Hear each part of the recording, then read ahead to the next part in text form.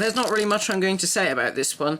It's the same body as I reviewed in the 7th Doctor and TARDIS set. It's just his season 26 costume. The head, however, is hatless, which is a brand new head sculpt, and it is based off of Ghostlight. Now, this was the figure that we were meant to see in Wave 2, along with the 8th Doctor, but it ended up being pulled. The head sculpt is a lot better than the original version that we've seen with the hat, face-wise. If I just show you the Remembrance of the Daleks version that I've got to hand here,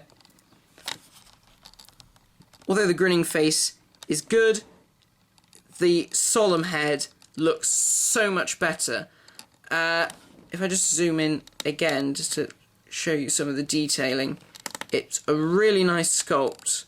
They've captured McCoy's likeness really well, and the hair's been sculpted really good as well. I think it's a sort of like two-tone brown, some lights to highlight it, and some darks.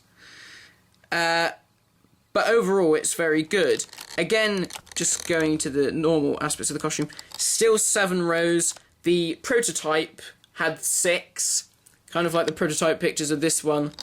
I don't think we're ever going to get 6 rows on his jumper. Again, he comes with his umbrella, and it is a nice version of the 7th Doctor, but one can't help but wonder why on earth have they not released that face with that hat. I mean, he wasn't the most smiley of Doctors, especially in this season. The hat is part of the costume. It is part of his look. It is iconic to his Doctor. So I hope that at some point we see this head, this solemn face, or a similar solemn face with a hat on. But, I mean, there was a time when we didn't expect to see Celerid Peter, but it's happened, so who knows, maybe some point in the future we'll see a 7th Doctor with hat. Now, I know some of you are going to be wondering, can you do it? As you know, the head on this figure is removable. Just going back, dropped your brolly. The head's removable. Is that the case with this one? Yeah, it comes off, even easier. Can you put it on that one? There we go. Yes. So, that's quite good. The interchangeable aspect of the head, although that's not listed as a feature of the figure, it's good that you can do that so that people can display Sylve without grinning like a lunatic. I'm going to attempt some form of customization. It may be that I buy another hatted McCoy and try and get one of these loose and do a hat swap. So that's all I have to say really for the 7th Doctor. Same body, just a new head sculpt, a better face sculpt. Not that the other one was bad, it did look like McCoy, but this is more in keeping with the 7th Doctor's character. And now, for me, this is probably the highlight of the 11th Doctor set. It's probably the highlight for most collectors, because it is the first time we have ever seen an 8th Doctor figure of Paul McGann's Doctor. It's an excellent figure, it really is. And I have to say, Character Options have done, Designworks Windsor have done a fantastic job with the sculpt. It's probably got to be one of my favourite figures. So I shall look into this one in a bit more detail, because this is a figure we've not seen before. So the articulation on this figure is as follows.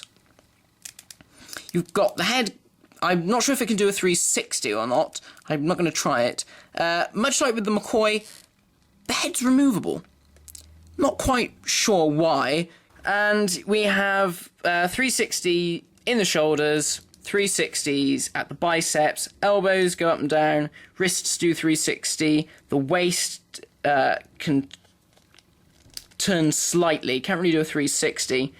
Articulation at the hips, in and out, up and down, 360 at the thighs, and the knees are articulated as well. So it's your standard articulation on McGann. So now I'm going to look at the details of the figure. Well, the head sculpt is excellent. I think they've captured Paul McGann's likeness from the movie very well. It's instantly recognisable as McGann.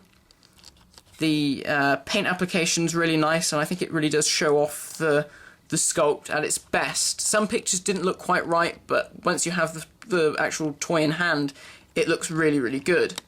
The hair is actually a separate piece that sort of clicks into the face, kind of like with the Fourth Doctor head, which was sort of like a face with a hair sort of stuck on. And that's the same with McGann, probably due to the sort of size of the hair. It's a really nice sculpt with the hair as well. Unfortunately, the hair's quite dark. Now, it depends on what you're looking at, really. Some pictures, when you see McGann on location, of him sort of wandering around outside Grace's house, his hair looks quite... I say his hair, his wig looks dark, like the toy. However, some pictures and some parts of the film, it looks a lot lighter, a far lighter brown. So, I think it could have been a tad lighter. I think that's more like McGann's. But overall, I think it's still a very good head sculpt. The coat is very good. It is in the green. There's lots of debates about what colour McGann's coat is. Is it black? Is it dark blue? Is it a weird browny gold thing? It isn't any of those. It's always been green. People who say it isn't are deluding themselves. It's green. It just looks sort of black because it's a weird velvet material. But no, it's always been a green coat. I think in the Regeneration book, Philip Segal states that it is a sort of dark bottle green. There are highlights here on the lapels. The buttons are also in a lighter green. And the cuffs also have buttons sculpted on as well. The torso, which encompasses the shirt and the cravat as well, are also very good.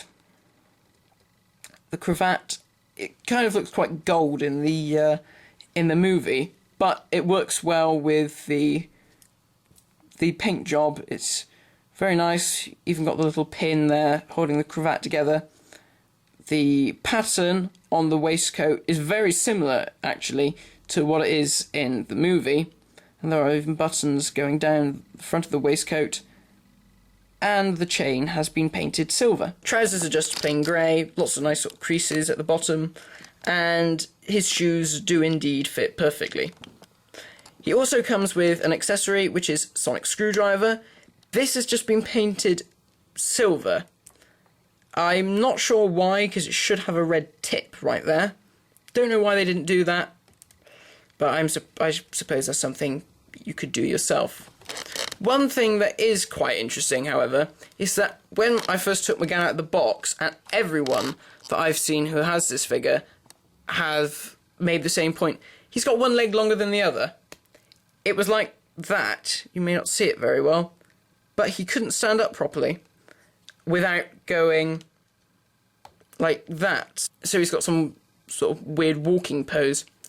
But I've found that if you just take the leg, don't put too much pressure, it clicks in, and he stands up fairly perfectly. As soon as you move it, it dislodges again. But if you just put a bit of pressure on the bottom, it just clicks up like that, and he stands up fine. So to finally have all of the classic Doctors is great, and they've really done a superb job with McGann, and it really was worth the wait. I don't think we will ever see a single carded release. Maybe a 2-pack, an exclusive 2-pack. Maybe him with a TARDIS, maybe him with a movie 7th Doctor, perhaps. Who knows? But they may do a variation. I mean, there are variations of his costume that could be possible without his jacket on, maybe with his shirt and waistcoat open with the cravat sort of just hanging around his neck, in his shroud, or maybe if they could do, I mean, they did do a real-time Colin Baker, maybe do him in his comic book colours, so lighter hair, and blue coat. That would be quite a nice repaint. So, who knows? But overall, I think they've done an excellent job with the 8th Doctor.